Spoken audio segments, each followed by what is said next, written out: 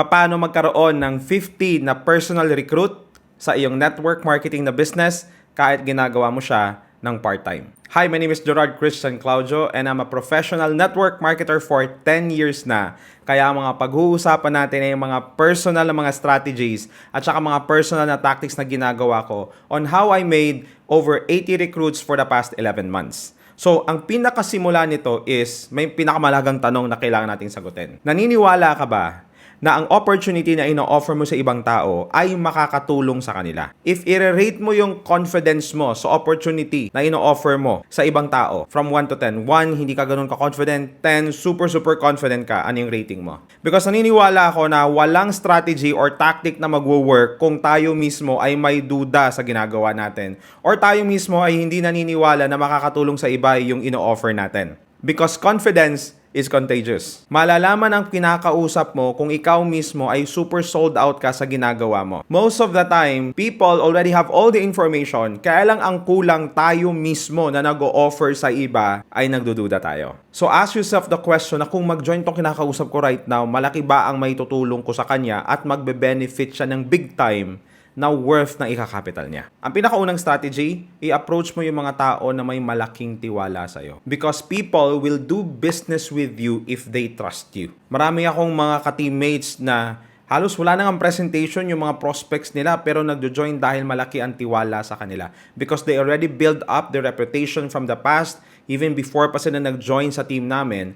And eventually, it leverage them o nakamalaking tulong sa kanila yon na once they approach someone else, alam na yun na hindi scam or hindi sila iti-take advantage nung taong in-invite sila. Kaya mahalaga right now, kung hindi mo pa ito nagagawa, right after itong video na to, write down at least 10 lang muna, at least 10 names nang ma-identify mo, ito yung mga tao na malaki ang tiwala sa akin. Secondly, consider the following qualification. I-approach mo yung mga tao na alam mo na mahilig talagang mag-racket. I-approach mo yung mga tao na highly motivated, masipag, madiskarte. Bakit? Kasi most probably, itong mga taong ito ang makaka-appreciate ng ino-offer mo. Another tip, wag na wag ka makikipagtalo sa mga negative. Wag na wag mong uubusin yung oras mo sa mga tao na ayaw makinig sa mga pwedeng ma-benefit nila the moment na nag-join sila sa network marketing business mo. Dahil ang trabaho natin ay hindi i-convince ang mga negative. Ang trabaho natin ay hanapin ang mga tao na either curious or open na sa ganitong klaseng opportunity. At marami sila dyan. Ikalawang strategy, use social media properly. Ito yung mga bagay na iiwasan mo at wag na wag mong gagawin using your social media profile or account. Specifically Facebook. Number 1, wag na wag mong gagawing profile picture or cover photo yung logo ng company ninyo. Wag na wag mong gagawing profile picture or logo even yung product ninyo. Dahil hindi mo brand yung kumpanya mo. Pag sinabi mong brand, how people perceive you. So, ang goal natin dito is ikaw yung ma-build na brand, yung pangalan mo. Kaya wag mong ilalagay or anything sa profile, picture, or sa cover photo yung pangalan ng company or yung product ninyo. At isang bagay, wag puro post lang about sa product na nagbebenta ka o wag puro post lang na ini-invite mo sa opportunity. Dahil darating ang oras na hindi na pupunta sa profile mo yung mga friends mo sa social media dahil alam nila na puro lang benta at puro lang recruit ang gagawin mo sa kanila. So ano yung mga recommendation ko na post? Number 1, i-post mo yung mga learnings or realization mo either nakuha mo sa trainings ninyo, nakuha mo sa mentoring or coaching, or nakuha mo sa day-to-day na transactions or activities mo sa business. Ikalawa, i-share mo yung personal testimony mo about the products. Not exactly na binebentahan mo sila, pero natutuwa ka lang. Example, pinost mo na natutuwa ka dahil ito yung epekto ng product sa'yo.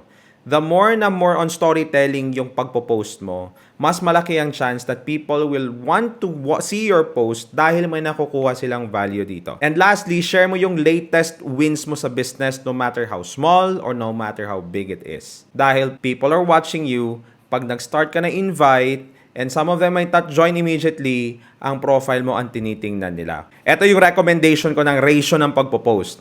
Every 4 post, yung 3 is value posting, like may natututunan sila, may na-realize sila. and yung isa asking them to buy or asking them to join. Minimum posting a day, at least 2 posts sa timeline mo sa Facebook and 2 posts at least sa story mo as well. Pero ito talaga ang recommendation ko, posting on TikTok and posting on Reels. Kasi mas malaki ang reach nito organically at mas maraming tao makakita ng profile mo agad. Basta quality ang content na ginawa mo. Meaning to say, don't pass a day na wala kang post. Dahil ang third strategy natin is whoever interacts with your posts, maybe yung post mo na may photo, na may caption, or may video, or sa story mo, make sure na mag-engage ka sa kanila. I got this from Eric Worre. Sabi niya, business is all about conversation. Ibig sabihin, in a day, kailangan may kinakausap ka. So, paano natin gagawin yun? Kapag nag-like siya dun sa post mo, specifically kung yung post mo is about business or small wins mo sa negosyo mo or latest win mo sa business mo, check kung sino yung nag-like. Pag nakita mo na kung sino yung nag-like sa post mo, check mo kung sino pwede mong kausapin and have at least 3 to 5 exchange of conversation bago mo i-drop yung inviting script. Either face-to-face, either set up sa Zoom, or either sending a link. Either way, kailangan meron kayong prior na conversation bago mo siya sendan ng anything or bago mo siya i-invite to any meetings or presentation. If pag-uusapan natin yung 50 na sign-up in a year, that's an average of 4 to 5 sign-ups in a month. So, very possible siya kahit part-time mo siyang ginagawa. Lalo na kung yung team ninyo ay may sistema online on how you do business, kayang-kaya mo siyang gawin ng part-time. On average, at least 4 hours a day of working the business, kaya mo makuha yung ganitong klaseng resulta.